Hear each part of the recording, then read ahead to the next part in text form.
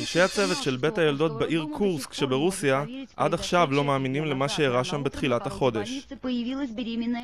מוקדם בבוקר בפתח בית החולים התייצבה אישה הרה עם בטן ענקית וללא שום מסמכים רפואיים. היא לא הייתה במעקב רפואי ולא פנתה לשום רופא, וכמובן לא ידעה כמה עוברים היא נושאת בבטנה. כחצי שעה לאחר מכן החלו הצירים והתוצאה הכתה בתדהמה את אנשי חדר היולדות.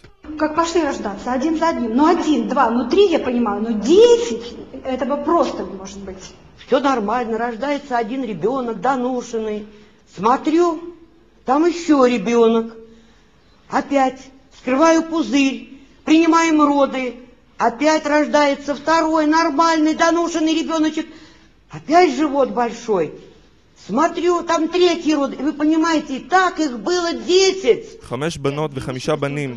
זה סך היבול שקצרו בבית החולים ביום הבלתי נשכח ההוא. כל 10 הילדים יצאו בריאים ושלמים. Самому маленькому было 2500. Остальные 3 килограмма и 300 и 3200. Вы знаете, ну, всяко бывало в жизни, но такого... האמא הצעירה גם היא בריאה ושלמה, ובמצב רוח מרומם סיפרה שחלמה כל חייה על תינוק קטן וקיבלה לא 1 אלא 10. אירינה כבר הספיקה לתת שמות לילדיה, אבל עד עכשיו היא לא מצליחה לזכור איזה שם נתנה לאיזה ילד. Это Иришка, это Илюшка, это Наташа, а это Света. Или Наташа, а это Света. Счастье переполняет. Благодаря поддержке врачей. Врачи очень хорошие здесь в роддоме. Помогли мне.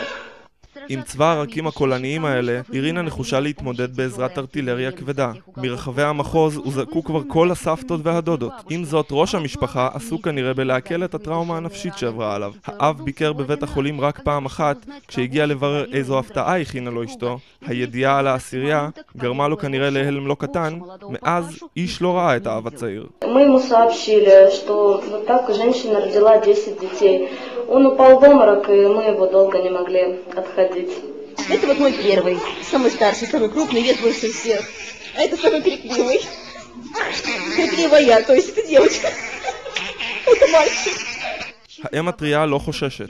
היא עסוקה עתה בלחשב את גובה המענקים הממשלתיים שתקבל על התוספת הגדולה למשפחתה, ובינתיים כתבי עת רפואיים רבים הביעו עניין לא קטן בניסיון להבין איך בטן של אישה אחת הצליחה להכיל 10 תינוקות בריאים.